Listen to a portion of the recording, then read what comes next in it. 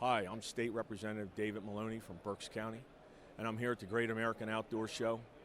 And I'm over here at the Fish Commission booth, and been chatting with the Executive Director, Tim Schaefer, and we're here talking about some of the new changes, some of the good things that are happening in Pennsylvania with respect to trout, or all the way up in Lake Erie. We want to talk a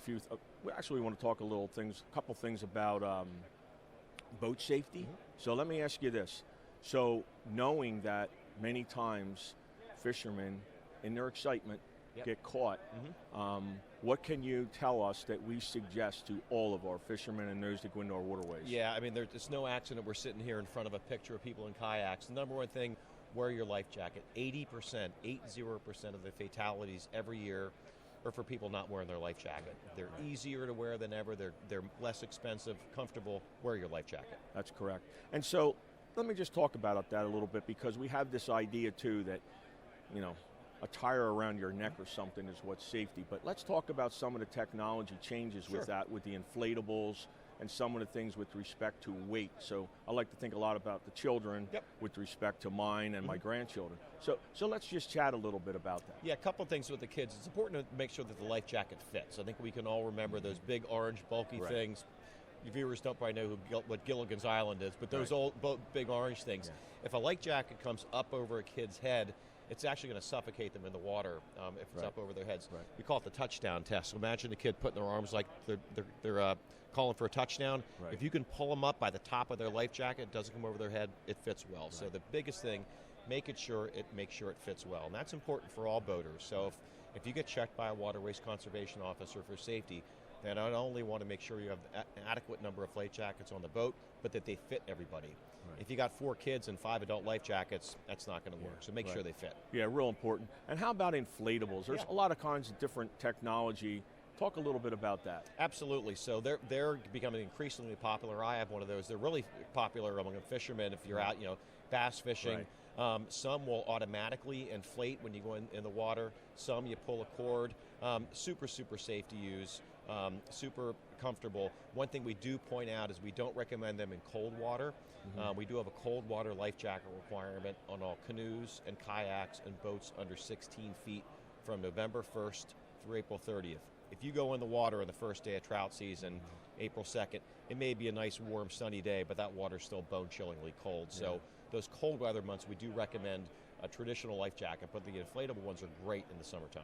And the traditional ones tend to keep you a little bit warmer if you're not even in the water. Yeah, so it's important. I'm glad you brought that up. Waterfowl hunters, they're out in boats, float coats. You don't even know you're wearing a life jacket. You got the installation built right in. So lots of varieties of life jackets. Yeah, I was just out on a waterfowl hunt, and that's important to mention that too, because that body temperature, that core body temperature is very important, because you don't want to get into a catastrophe with an already lowered body temperature. Absolutely, and that involuntary gasp of air, you go in the water, that happens. Disproportionately, most of our accidents happen in the summertime. Most of our fatalities happen in the cold weather months.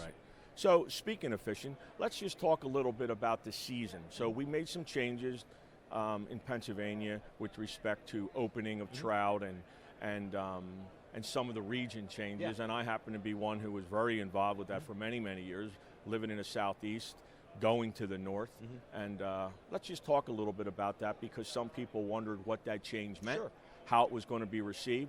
Some of the things that are done with the sportsmen aren't received very well.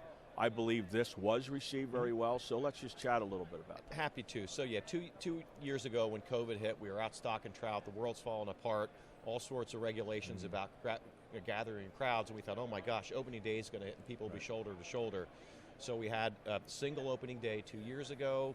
We did it again last year for COVID reasons, but we found out people liked it. People liked spreading out that opening day pressure. Berks County is a great example.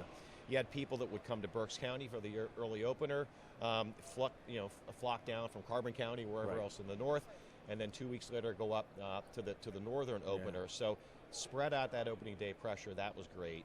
Another thing that it did that was unexpected, but our hatchery staff liked it. We got really good responses from anglers about the quality of our fish the last 2 years.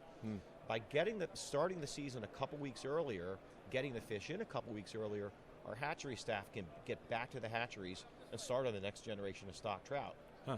Yeah, it's a really important labor point there Sure. too, because of how you spread your time out. But I do want to go back to the fact that so many fishermen like myself would almost compete for the best way to spend your time because you had those two different openers. Yeah. By spreading it out like this, you still can go and fish different locations. Yeah. But you just do it all together at the opener. And the best thing about it is it makes trout season 2 weeks longer in those other counties. Yes. I mean, who can argue with more? That time was to the fish? that was the other part I wanted to get to, and I'm glad you mentioned that, because what that actually did was give more opportunity where it was unexpected. Yeah. And that was good. So let's talk about a few other things while we have the time.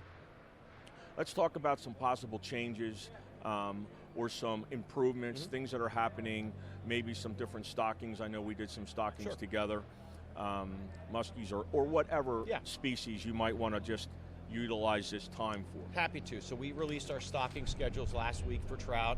Always a really popular news release that we put out. If you go to our website, fishandboat.com, or our mobile app, which is really popular, Fishboat PA, we have all the stocking schedules listed there and updated in real time. You know, and let me just interject something right there, because it's really important too, because I've always sort of scrambled to make sure those stockings are in my office. Yeah. And so to print them out and have them in enough abundance, take them to some of my sporting clubs, or to have them for the people to stop by. Those that are techies and those that do want it, like myself, I found that both apps, with whether game or fish, is really, really handy. Sometimes it's hard to navigate or to make a note, so hard copies are good too, especially if you want to carry them with you or take a picture of them or cut them out. You know, it's always been something where you cut a page out and you carry it with you, or you take it to camp. So it's a good variety to have those different options, so I'm glad you brought that up. Absolutely, and we encourage people to join us. You know, again, coming out of COVID, we're welcoming volunteers back. You just go onto the stocking schedule, you say, hey, we're meeting at the XYZ Fire Company at 11 o'clock in the morning. Love to have you join us. Bring the kids out, bring the family. It's educational, interesting. We have a waterways conservation officer there, making sure the public safety concerns are being addressed. And I've done it on several places around the state, and I want to go back to the point about when my children were young and now my grandchildren. I've actually 2 generations of photos and experience. And I think one of the things that always brings the reality back to is, here's a live fish in your bucket, and you're helping to put that back into a water that you can then either pursue or somebody else can, or just to see it or to know it's there. And that's really important. It is, and with the kids, reminder, in addition to opening day, a single opening day, we'll have a single opening Mentored Youth Trout Day, which will be on March 26th. We open trout season a week early for kids.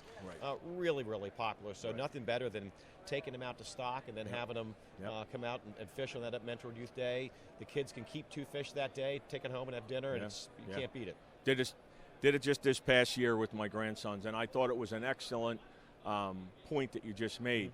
You know, to have them involved with literally putting those fish in the water, come back whatever time that is, or even right away, and they have that opportunity to harvest those fish, take them home and put them on the plate.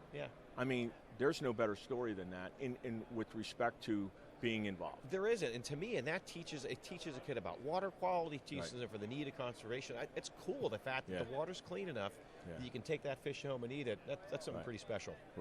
So thanks so much, Tim, for today and for the good conversation. And folks, don't forget, April 2nd is the opener of trout. I'd love to see you in the woods or on the water. If you need any help, don't forget you can get an electronic app, or you can come to my office for trout stockings or any information for that matter. And good luck, and see you on the water or in the woods. God bless.